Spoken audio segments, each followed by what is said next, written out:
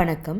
இந்த வீடியோவில் என்ன பார்க்க போகிறோம் அப்படின்னா, நம்மளால் பணத்தை சேமிக்கவே முடியலை, பணம் எல்லாம் செலவழிஞ்சு போகுது அப்படின்னு நினைக்கிறவங்களாலையும் எப்படி சேமிக்க முடியும் அப்படிங்கிறதுக்கான ஒரு 5 ஈஸியான டிப்ஸ் தான் இந்த வீடியோவில் நம்ம பார்க்க போகிறோம்.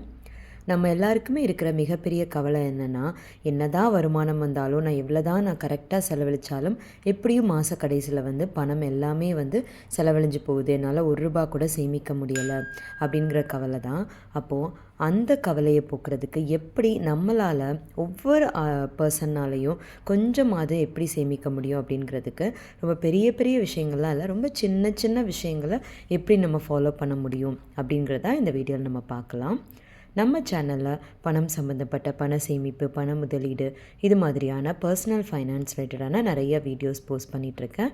நீங்கள் இன்னும் பார்க்கல அப்படின்னா கண்டிப்பாக நம்ம சேனலை ஒரு தடவை விசிட் பண்ணி பாருங்கள், உங்களுக்கு ரொம்பவே யூஸ்ஃபுல்லாக இருக்கும். சரி, இப்போது இந்த சேமிக்க முடியாதவர்கள் கூட எப்படி சேமிக்கலாம் அப்படிங்கிறதுக்கான 5 டிப்ஸை இப்போ நம்ம குயிக்காக பார்த்துடலாம்.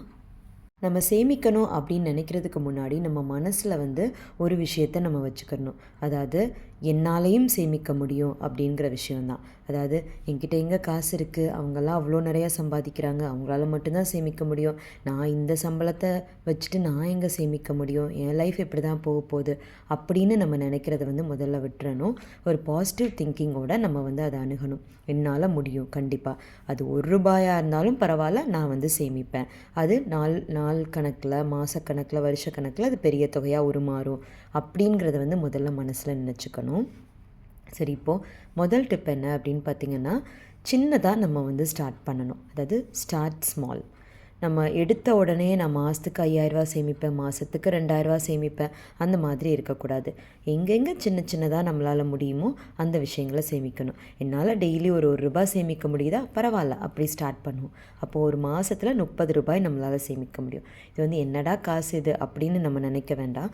ஏன்னா முதல்ல இந்த ஒரு பழக்கத்தை ஆரம்பிச்சிட்டோம் அப்படின்னா அந்த பழக்கம் நமக்கே அறியாமல் நமக்கு அது செட் ஆயிரும். அப்போது நம்ம ஒவ்வொரு நாளும் அதை பண்ணலை அப்படின்னா நமக்கு ஒரு இன்கம்ப்ளீட்டாக இருக்கும். இப்போ இந்த விஷயத்தை ஸ்டார்ட் பண்ணிட்டீங்கனாலே போதும், நம்ம இதுக்கப்புறம் நம்ம பணத்தை நல்லா ஏற்றி இன்னும் கூட நம்மளால் சேமிக்க முடியும். அதனால் சின்னதாக நீங்கள் ஸ்டார்ட் பண்ணுங்கள்.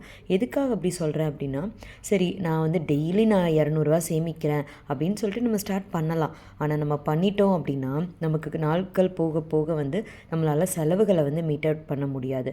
அப்போ என்ன பண்ணுவோம், நம்மளுக்கு கோவம் மோட்டிவேஷன் இல்லாமல் இந்த சேவிங்ஸே நம்ம ஸ்டாப் பண்ணிவிட்டு அதோடு விட்டுருவோம். அப்போ அந்த மாதிரி இல்லாமல் கன்சிஸ்டண்ட்டாக போகணும் அப்படின்னா சின்னதாக ஸ்டார்ட் பண்ணி அதை கன்சிஸ்டண்ட்டாக கொண்டு போகணும். ரெண்டாவது விஷயம் என்ன அப்படின்னு பார்த்திங்கன்னா, நம்ம பணம் சேமிக்கிறதே நமக்கு ரொம்ப கஷ்டப்பட்டு தான் நம்ம பண்ணுறோம். ஏன்னா நம்மளோட செலவுகளை சுருக்கிட்டு, நம்மளோட ஆசைகளை கட்டுப்படுத்திட்டு அந்த மாதிரி தான் நம்ம பணத்தை சேமிக்கிறோம். அப்போது அந்த சேமிப்பை நம்ம மாதக்கணக்கில், வருஷக்கணக்கில் சேர்த்து ஒரு அமௌண்ட் சேர்த்து வச்சுருக்கீங்க அப்படின்னு வச்சுக்கோங்க. ஒரு 5000மோ 10,000மோ அப்படி சேர்த்து வச்சுருக்கோம். அப்போது அந்த பணத்தை நம்ம எதில் முதலீடு பண்ணுறோம் அப்படிங்கிறது ரொம்ப ரொம்ப முக்கியம். ஏன்னா வெறுமனையாக சேமித்து வச்சுட்டே இருந்தாலும் அந்த பணம் வளராது. நம்மளோட பணம் வீக்க அகெயின்ஸ்ட் அந்த பணம் வளரணும் அப்படின்னா கண்டிப்பாக அந்த பணத்தை ஏதோ ஒரு இடத்துல முதலீடு பண்ணணும். அப்போ அந்த 5000மோ 10,000மோ எனக்கு கிடச்சிருக்கு, அப்போ நான் என்ன பண்ணலாம், இந்த பணத்தை வளர வைக்கணும். நான் உடனே போயிட்டு இங்கே ஒரு அட்வர்டைஸ்மெண்ட் பார்த்தேன், இது 3 மாதத்தில் இதை டபுளாக ஆக்கி தராங்க, அப்புறம் இங்கே ஸ்டாக் மார்க்கெட்டுக்கு நமக்கு ஹெல்ப் பண்ணுறாங்க, அப்போ அவர்கிட்ட நம்ம இந்த காசை கொடுத்தோன்னா அவரே டெய்லி ஸ்டாக்கில் போட்டு பணத்தை நிறைய மல்டிப்ளை பண்ணி கொடுப்பாரு. இந்த மாதிரி நம்ம குயிக்காக பணம் வளரணும் அப்படின்னு நம்ம நினைக்கக்கூடாது. கஷ்டப்பட்டு நம்ம சேர்த்த அந்த பணத்தை ஒரு நல்ல ஒரு சேஃபான ஒரு இன்வெஸ்ட்மெண்ட்டில் நம்ம போடணும். அதுக்கு இருக்கவே இருக்குது கவர்மெண்ட் பேஸ்டான இன்வெஸ்ட்மெண்ட். போஸ்ட் ஆஃபீஸ் இருக்குது, பேங்க் இருக்குது, எஃப்டி இருக்குது, ஆர்டி இருக்குது, இந்த மாதிரி நிறைய ரொம்ப சேஃபான இன்வெஸ்ட்மெண்ட் இருக்குது. முதல்ல இதிலிருந்து நம்ம ஸ்டார்ட் பண்ணோம். அதுக்கப்புறம் தான் இன்னும் ரிஸ்கியான ஸ்டாக்ஸ், மியூச்சுவல் ஃபண்ட் அதெல்லாம் கொஞ்ச நாள் நம்ம கற்றுக்கிட்டதுக்கப்புறம் நம்ம அதில் போடணும். அடுத்தது 3வது விஷயம் என்ன அப்படின்னு பார்த்திங்கன்னா, இப்போ நமக்கு ஒரு வருமானம் வந்துட்டுருக்கு அப்படின்னா அதில் நம்மளால் சேமிக்கவே முடியலை அப்படின்னா என்ன அர்த்தம், நம்மளோட வருமானம் நமக்கு பத்தாது அப்படின்னு அர்த்தம். அப்போ அதை வருமானத்தை கூட்டுறதுக்கு என்ன பண்ணலாம்? ஒன்று நம்ம கம்பெனிலே ப்ரமோஷன் வாங்கணும், இல்லைனா வேறு நல்ல ஒரு ஜாப் வந்து தேடணும். அப்போது அதுக்கு முன்னாடி நீங்கள் என்ன பண்ணலாம் அப்படின்னா, ஒரு பார்ட் டைம் ஒர்க் வந்து நீங்கள் தேடலாம். இப்போது ஒரு வீட்டில் வந்து ஹஸ்பண்ட் மட்டும் வேலைக்கு போகிறாங்க அப்படின்னா, அந்த ஒய்ஃபுமே வந்து ஏதாவது ஒரு பார்ட் டைம் வந்து ஸ்டார்ட் பண்ணலாம். இப்போ ரொம்ப ஈஸியாக வந்து என்ன பண்ணலாம் அப்படின்னா டியூஷன். ஏன்னா நம்ம எல்லாருமே வந்து இப்போது படித்தவங்களாக தான் இருக்கிறோமோ, மேக்ஸிமம் வந்து காலேஜ் முடிச்சிடறோம். அப்போது அந்த டியூஷன் வந்து நீங்கள் ஒரு குழந்தைய வச்சு எடுத்தால் கூட போதும். மாதத்துக்கு ஒரு ரூ. 500 கிடச்சா கூட அது வந்து உங்களுக்கு ஒரு பெரிய சேவிங்ஸாக. ஏன்னா ஈவினிங் டைமில் நீங்கள் காலையில் எல்லா வேலைகளையும் முடிச்சு வச்சுட்டு ஈவினிங் ஒரு குழந்தைக்கு நீங்கள் டியூஷன் எடுத்து அந்த குழந்தையோட ஸ்டடீஸ் வந்து நல்லா இம்ப்ரூவ் பண்ணி அவங்க நல்ல மார்க்ஸ் ஸ்கோர் பண்ணி நல்லா ப்ரில்லியண்ட்டாக மாறுறாங்க அப்படின்னா அதை வச்சே வந்து உங்களுக்கு நிறையா குழந்தைங்க வந்து சேருவாங்க. அப்போது உங்களோட வருமானமும் பெருகும். இது மாதிரி உங்களோட டைமும் வந்து ஏதோ எஃபெக்டிவாக யூஸ் பண்ண மாதிரி இருக்கும். இந்த மாதிரி டெய்லரிங் இருக்குது, நிறைய விஷயங்கள் இருக்குது. அப்போ அந்த மாதிரி நம்ம பார்ட் டைம் ஒர்க் பண்ணி அந்த காசையும் சேர்த்து வச்சு அதை வந்து சேவிங்ஸாக மாற்றலாம். அடுத்தது 4வது விஷயம் என்ன அப்படின்னு பார்த்தீங்கன்னா, இப்போ நமக்கு தெரிஞ்ச வேலைகளை வந்து பார்ட் டைமில் நம்ம பண்ணி சம்பாதிக்கலாம்.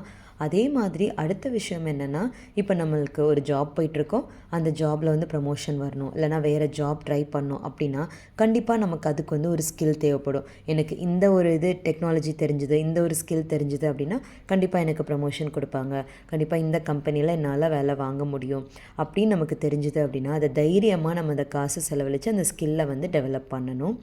அதே மாதிரி இப்போ வீட்டில் ஒய்ஃப் இருக்கிறாங்க அப்படின்னா அவங்க ஒரு கோர்ஸ் படித்து அதுக்கப்புறம் நான் வந்து ஒரு கம்ப்யூட்டர் டீச்சராகவோ இல்லைனா ஒரு சின்ன கம்பெனியில் வந்து ஒரு பிகினர் லெவல் ஜாபாகவோ நான் போகணும் அப்படின்னு நினச்சா கூட அந்த படிக்கிறதுக்கான காசை வந்து நம்ம செலவழிக்கிறதுக்கு யோசிக்கவே கூடாது.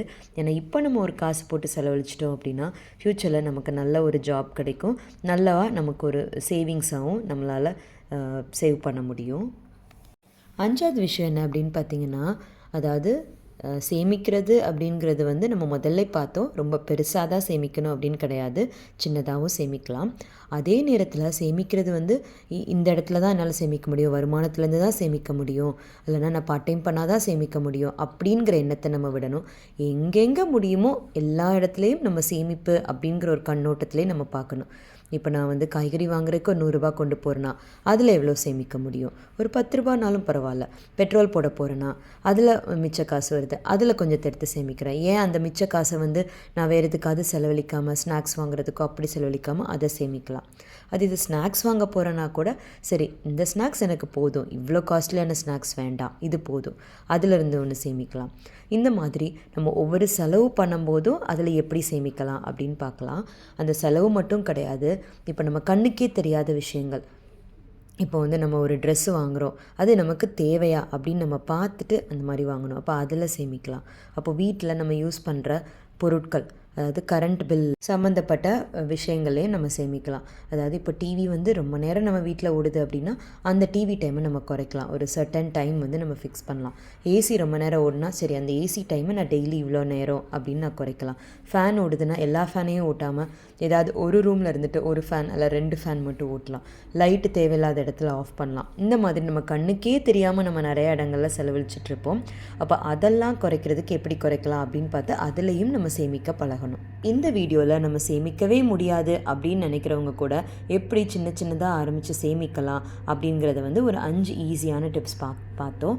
இந்த டிப்ஸ் எல்லாம் உங்களுக்கு ரொம்பவே யூஸ்ஃபுல்லாக இருந்திருக்கும் அப்படின்னு நினைக்கிறேன். இந்த வீடியோ பிடிச்சிருந்தது அப்படின்னா லைக், ஷேர் அண்ட் கமெண்ட் பண்ணுங்கள். மறக்காமல் நம்ம சேனலுக்கு சப்ஸ்கிரைப் பண்ணுங்கள். உங்களுடைய சேமிப்பு மற்றும் முதலீட்டு பயணம் தொடர என்னுடைய வாழ்த்துக்கள். நன்றி.